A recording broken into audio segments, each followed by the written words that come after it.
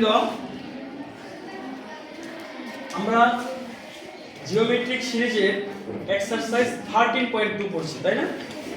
তারই ধারাবাহিকতায় আমাদের আজকের যে প্রবলেম হবে এটা হচ্ছে প্রবলেম কত নাম্বার? 13। প্রবলেম 13। প্রবলেম 13। প্রবলেম 13 কি লেখা আছে?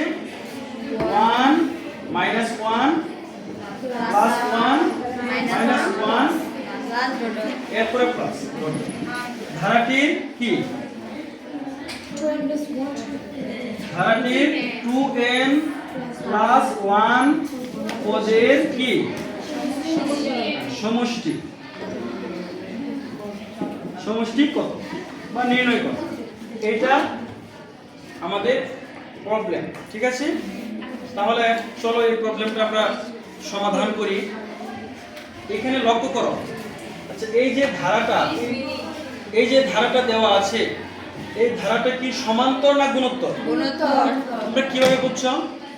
আচ্ছা এটা সমান্তর, এটা গুণোত্তর, স্পষ্ট উত্তর দিয়ে দিছো, গুণোত্তর ধারা। এই জন্য দেখো এটা সমান্তর না গুণোত্তর কিভাবে বুঝবো? সমান্তর চেনার উপায় কি? যে কোনো পদ থেকে তার পূর্বের পদ কি করতে হয়? বিয়োগ করলে যদি একই সংখ্যা পাওয়া যায় তখন এটা হচ্ছে সমান্তর। তাহলে দেখি তো, দ্বিতীয় পদ -1, দেখো -1 থেকে যদি আমরা এই 1 বাদ মাইনাস করি, -1 তাহলে কি পাই? -2। এবার তৃতীয় পদে যাই, দেখো তৃতীয় পদ কি আছে? 1 থেকে যদি আমরা দ্বিতীয় পদ মাইনাস করি তাহলে 1 মাইনাস দ্বিতীয় পদ কি আছে? -1। তাহলে কি হবে এটা? মাইনাস মাইনাসে প্লাস। এবার দেখো আমরা দ্বিতীয় পদ থেকে প্রথম পদ বিয়োগ করলাম, -2 পেলাম। তৃতীয় পদ থেকে দ্বিতীয় পদ বিয়োগ করে কি পেলাম? 2 প্লাস 2। তাহলে দুইটা কি একই হয়েছে? কথা বলো, একই হয়েছে না ভিন্ন? ভিন্ন হয়েছে বিদায় অবশ্যই যেহেতু ভিন্ন মান পেয়েছি তাহলে এটা কি সমান্তর ধারা নয়। তাহলে এটা সমান্তর ধারা নয়। এবার ভাগ করে দেখি তো, দ্বিতীয় পদকে প্রথম পদ দ্বারা যদি ভাগ করি, 1 দ্বারা যদি ভাগ করি কত পাবো? -1। এবার তৃতীয় পদ 1 কে দ্বিতীয় পদ দিয়ে যদি ভাগ করি তাহলে কি পাবো? -1। এটাও -1। দেখা যাচ্ছে কি পদ পাওয়া যাচ্ছে। তাহলে যেহেতু বিয়োগ করে মিলে নাই, এটা সমান্তর ধারা নয়। যেহেতু ভাগ করে মিলেছে তাহলে এটা কি? হ্যাঁ, এটা সাধারণ অন্তর হয় নাই, সাধারণ অনুপাত হয়েছে, তাই না? তাহলে এটা কি ধারা? এটা হচ্ছে গুণোত্তর ধারা। তাহলে আমরা প্রথমেই লিখব, সমাধানে আমরা লিখব, সলভ করব। এটা কি করব? লিখব এটি একটি কি লিখব বলো? হ্যাঁ, এটি একটি গুণোত্তর ধারা।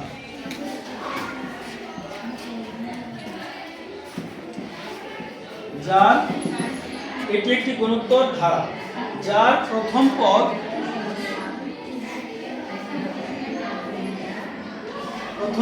a ইকুয়াল টু কত বলো? 1। প্রথম পদ a ইকুয়াল টু 1।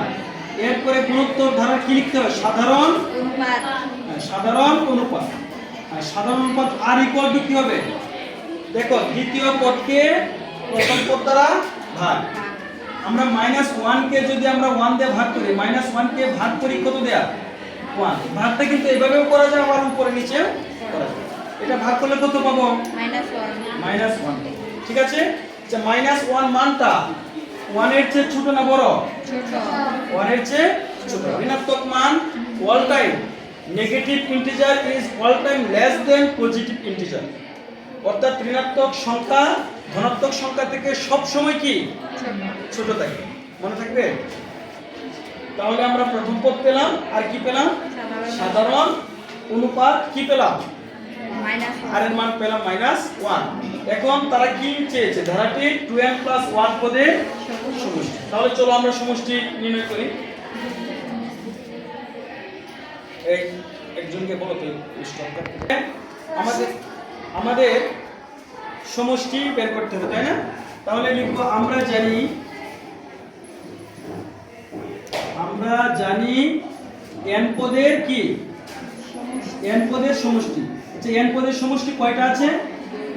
দুইটা কয়টা আছে দুইটা দুইটা সূত্র আছে কেন দুইটা সূত্র আছে আর এর মান যদি 1 এর চেয়ে বড় হয় একটা আর এর মান 1 এর চেয়ে ছোট হইলে একটা তাহলে ছোট হইলে এটা যেহেতু আর এর মান 1 এর চেয়ে ছোট এই সূত্র হবে না তাহলে কি হবে s sub n equal to কি বল সূত্রটা কি বলো a into 1 minus r to the power 1 minus r to the power n divided by 1 minus r 1 minus r ঠিক আছে এখানে লিখে দিব যেহেতু r less than 1 কি বুঝতে পেরেছো কি তাহলে এটা n পদের সমষ্টি সূত্র কিন্তু আমাদের বের করতে হবে কি 2n plus 1 পদের সমষ্টি তাহলে আমরা এখন লিখব দেখো সুতরাং এখানে লিখব সুতরাং 2n plus 1 পদের সমষ্টি কি হবে s sub 2n plus 1 equal to দেখো কি হবে এটা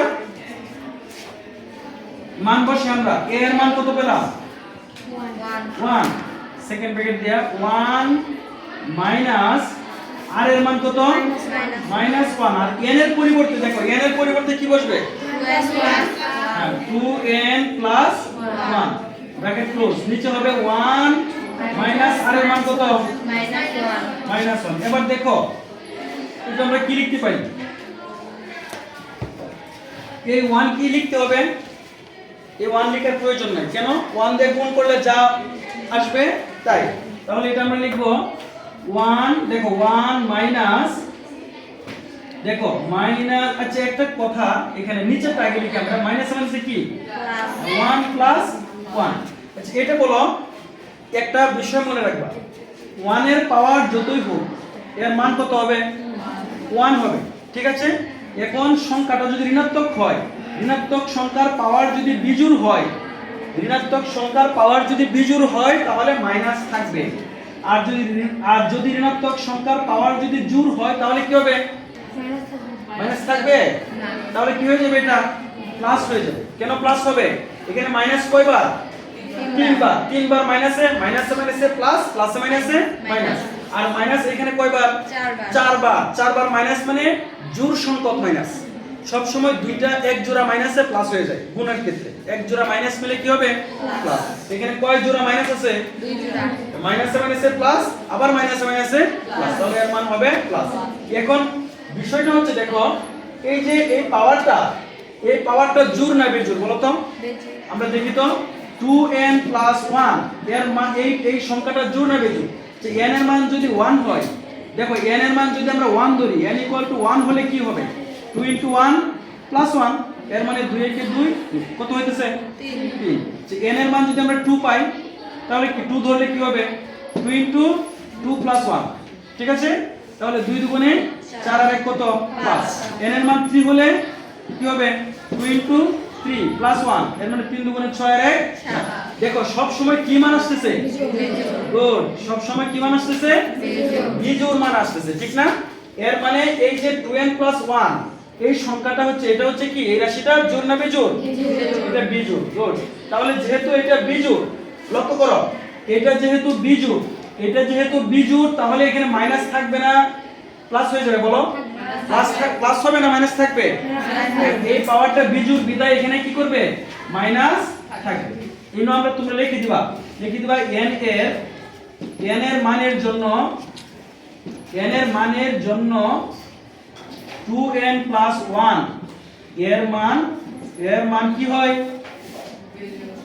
এর মান বিজোড় হয় কথা মনে থাকবে এর মান বিজোড় হয় এই যে কথাটা এটা লিখে দিই তাহলে এবার দেখো পরের লাইন আমরা শেষ করতে যাচ্ছি আমরা এখানে করি নাকি বলো ইকুয়াল টু উপরে কি হয় বলো এই যে প্লাসে মাইনাসে কি হবে প্লাস তাহলে 1 plus 1 নিচে কত 2 equal to 1 this is the answer দেখো তোমরা বুঝতে পেরেছো কিনা তোমাদের প্রশ্ন আছে এই জায়গায় আমরা প্রথমে জানলাম 1 এর পাওয়ার যতই হোক এর মান কি হবে 1ই হবে এখন পাওয়ারটা যদি বিজোড় হয় তাহলে মাইনাস থাকবে পাওয়ারটা জোড় হইলে কি হয়ে যাবে প্লাস হয়ে যাবে ঠিক আছে তাহলে এখানে বিজোড় পাওয়ার আমরা পাইলাম এটা দেখলাম এইজন্য এর মাইনাস ধরিলো তখন মাইনাসে প্লাস তোমরা কি এটা বুঝতে পেরেছো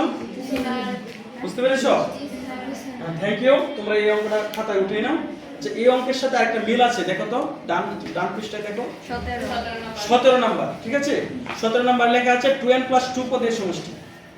তোমরা এটা করবা আগামী দিন বাড়ির কাজ, ঠিক আছে। ধন্যবাদ সবাইকে।